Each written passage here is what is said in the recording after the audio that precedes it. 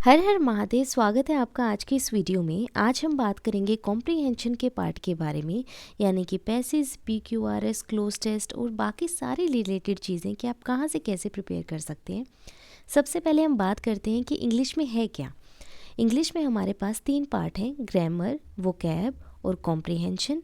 इन तीनों पार्ट को अगर जोड़ा जाए तो हमारी इंग्लिश बनती है, जिसमें ग्रामर सिर्फ और सिर्फ 30% है और वोकैब और कॉम्प्रीहेंशन जो है 70% इंग्लिश को कंप्लीट कर लेता है। 30% पार्ट जो है हमसे एरर फॉर्म में पूछा जाता है। 15 चैप्टर ग्रामर के हैं।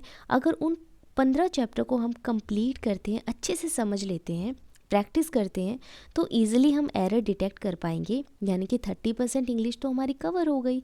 और मैक्सिमम लोग सिर्फ इस 30% पार्ट के लिए परेशान रहते हैं कि ग्रामर कैसे समझें, रूल्स कैसे समझें, कहाँ से करें, जबकि 30% पार्ट आप प्रैक्टिस से ठीक कर सकते हैं।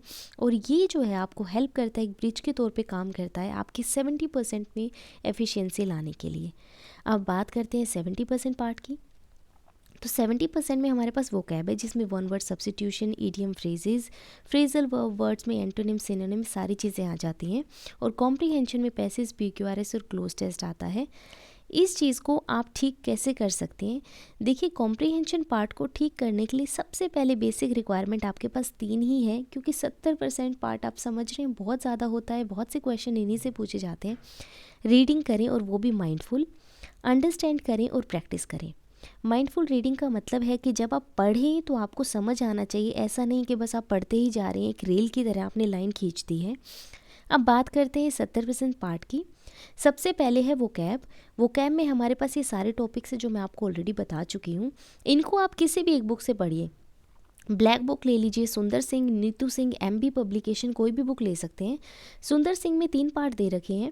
फ्रेजल वर्ब हमारे पास नहीं है और MB पब्लिकेशन में फ्रेजल वर्ब है, लेकिन आपको इसके लिए कोई पर्टिकुलर बुक परचेज़ करने की ज़रूरत नहीं है।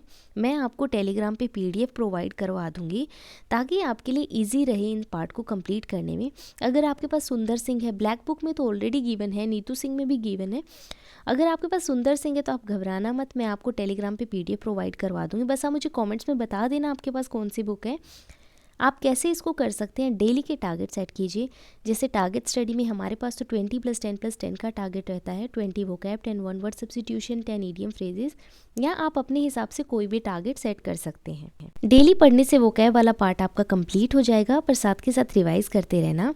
अब बात करते हैं कॉम्प्रीहेंशन की। कॉम्प्रीहेंशन देखिए, मेरा खुद का बेकार था तो मैंने PPC की बुक ले रखी थी, पैसेज वाली बुक। यहाँ पे देखिए आप, PQRS, पैसेज और क्लोज टेस्ट वाली बुक।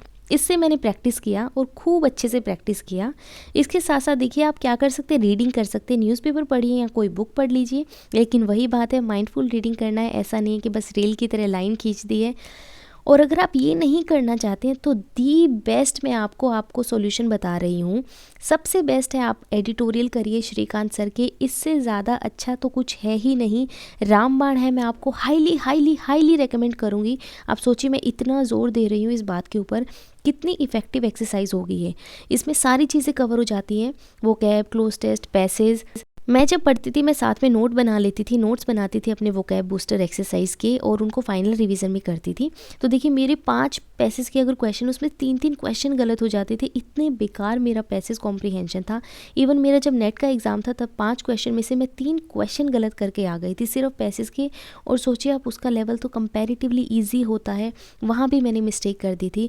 और सिर्फ इन एक्सरसाइज की वजह से, इस एक क्लास की वजह से, मैं पूरे में से पूरे 5 में से 5, 10 में से 10 नंबर, क्लोज टेस्ट में भी सोचिए आप, इतना दिमाग चलने लग जाता है। और इस एक एक्सरसाइज ने मेरी तो बहुत हेल्प की, और मैं आप सबको हाईली रिकमेंड करूँगी कि आप इस क्लास को ज्वाइन करना। जैसे ही सर रेगुलर हो जाते हैं, एडिटोरियल स्टार्ट करते हैं, आप डेली इस चीज़ को पढ़ना है और आपको डेली प्रैक्टिस करनी है। सिर्फ इतना पार्ट करने से ना आपका पूरा कॉम्प्रीहेंशन कंप्लीट हो जाएगा। अगर आप PPC भी ना करें, रीडिंग भी ना करें, ये सब ना करें ना, और सिर्फ एक एडिटोरियल की क्लास ले लें, आप पूरा कंप्लीट कर सकते हैं।